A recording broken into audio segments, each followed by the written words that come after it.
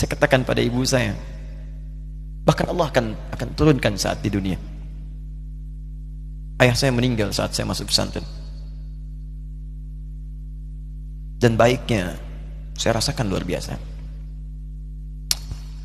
Beliau mengajar di musalla kecil dulu, sekarang jadi masjid. Itu saya selalu dibawa.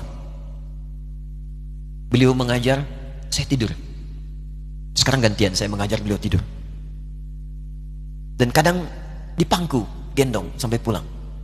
Saya pernah sengaja pura-pura tidur untuk ingin tahu apa yang dikerjakan ayah saya di jalan. Jaga betul supaya nggak bangun.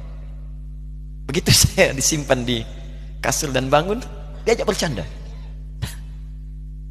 Saya mau masuk pesantren, beliau nggak sempat ngantar.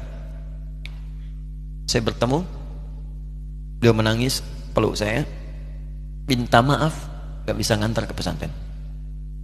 Saya belum mengerti apapun saat itu.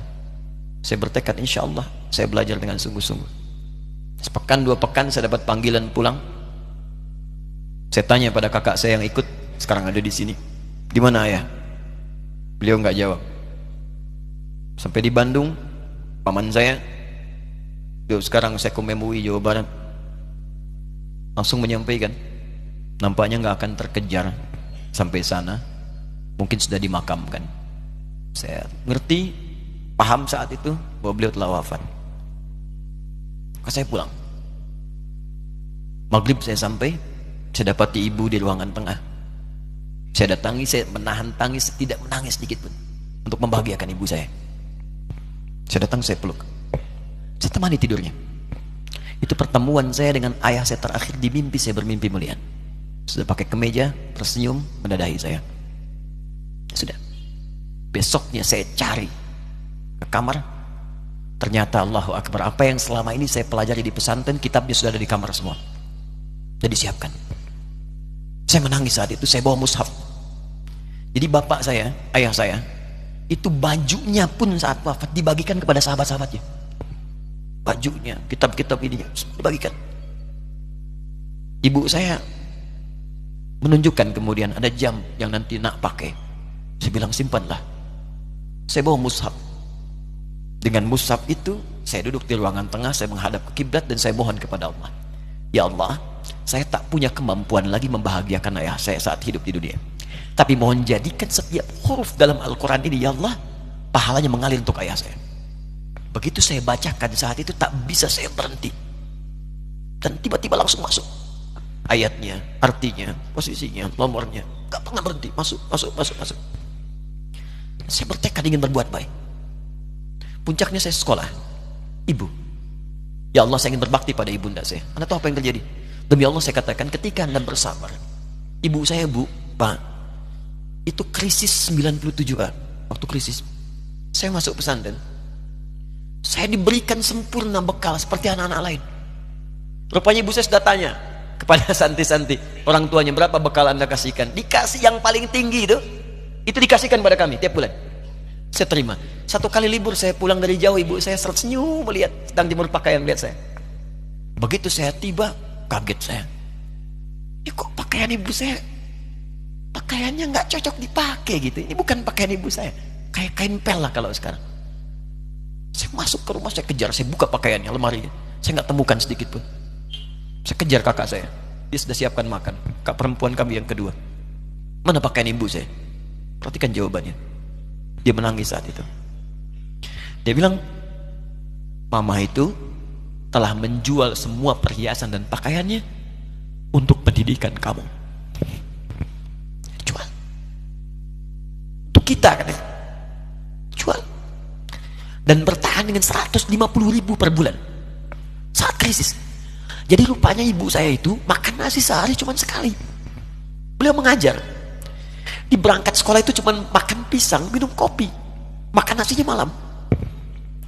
Saya bilang, ya Allah, saya akan ganti baju ibu saya dengan kain ihram dan saya ganting tangannya di Masjidil Haram. Itu apa yang terjadi? Begitu saya kuliah di Libya, alhamdulillah, saya berangkat, saya mulai mengajar, saya serius belajar. Saat itu kemudian Allah mulai berikan jalan. Saya ingin sungguh-sungguh. Malam saya bangun, saya sholat, saya belajar, saya menghafal Quran, saya belajar riwayat Quran. Sampai puncaknya tiba. Saya ditugaskan pemerintah Indonesia saat itu untuk jadi petugas haji di Mekah. Saya telepon ibu saya. Saya bilang, Ma, saya insya Allah akan haji 2010. Saya telepon Februari saat itu. Saya dengar suara, terbayang wajahnya indah, senyuman, bahagia. Alhamdulillah, nak. Kapan berangkat? Tahun ini insya Allah. Saya bilang, dan saya tidak akan pernah berangkat kecuali mama pun akan berangkat. Terdengar nada pesimis tapi senyum. Dari mana katanya? Allah akan kasih, saya bilang. Saya sedang bekerja berusaha karena Allah. Mustahil Allah akan sia-siakan gitu. Berapa butuhnya? Porsinya 25 juta. Kapan harus ada? Bulan Juni. Ya, jadi dari Februari ke Juni itu. Ya, Juli bukan Juni, Juli. Ya, jadi saya masih ingat tuh bulan 7 5 bulan itu. Saya ibu, Pak, nabung saya. Saya beli tabungan, saya niatkan untuk ibu saya haji. Bulan Juli masih setor 25 juta. Jadi semua tabungan masukin situ. Ada yang ngajar ngasih, masukin situ. Masukin semua.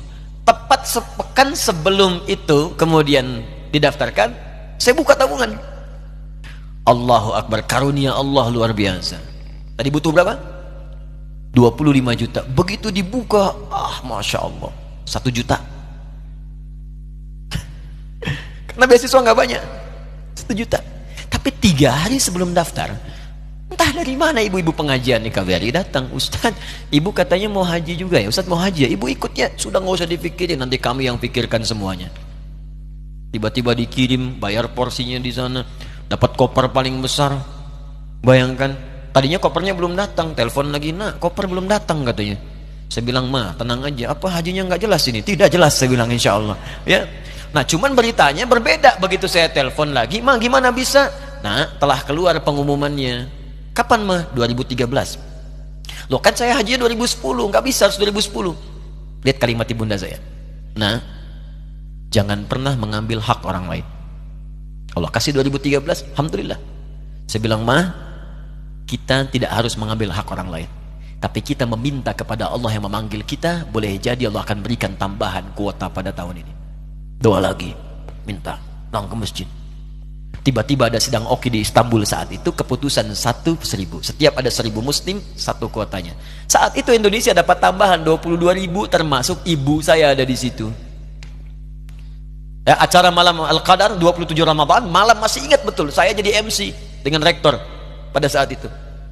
Saya nggak pernah bawa handphone, tiba-tiba handphone itu saya bawa, berbunyi kemudian telepon itu. Saya minta pada rektor izin, saya angkat dulu, diperkenankan. Saya kemudian ke belakang masjid, saya angkat. Tiba-tiba saya dengar suara sudah menangis. Nah, katanya, kenapa, Ma? Alhamdulillah, Mama bisa haji. Ternyata kuota itu termasuk ibu saya. 5 bulan, Pak. Enak biasa. Nggak bayar tambahan, nggak ada macam-macam, bisa berangkat. Begitu saya berangkat duluan, saya tungguin betul di apartemennya, di maktabnya sampai datang. Begitu sudah datang, saya nggak sapa, saya lihat dari jauh. Bahagianya saya bisa mengganti pakaian tadi yang lusuh dengan kain ihram. Saya perhatikan, saya ikuti dari belakang. Di lift, saya ikuti. Di jalan, saya ikuti. Begitu sampai Masjidil Haram, saya gandeng tangannya. Ma, kita sama-sama. Labbaik Allahumma labbaik. Labbaik la syarika laka labbaik. Saya tawaf, saya gandeng ibu saya lindungi supaya dapat kenikmatan dalam tawafnya. Begitu saya rasakan bagaimana Sayyidah Hajar bekerja keras untuk Ismail. Saya balas di situ. Saya gandeng tangan yang kanan. Saya minta pada Allah, muliakan ibu saya, ya Allah, muliakan ibu saya. Muliakan. Berikan saya kesempatan membahagiakannya. Cuman yang kanan digandeng, yang kiri kosong. Karena sudah tidak ada. Jadi ketika Anda belajar pun untuk menjadi ulama, Allah akan muliakan Anda. Orang tua Anda akan dapat bagiannya. Yang hafal Quran itu Musa, yang bisa haji bapak ibunya. Kemarin saya jadi Amirul Hajj dari kedutaan Saudi berangkat, membawa 350 orang rombongan. Siapa yang saya bawa? Ahli Quran, yang hafal Quran anak-anaknya. Ahmad Kamil, yang haji, pengajarnya, murabbinya, ibunya, temannya, banyak yang berangkat. Yang berangkat siapa? Calon ulama. Dijadi ulama itu, jangankan sudah jadi, kalau benar caranya, baru bergerak pun Allah pasti akan jaga. Kalau benar caranya.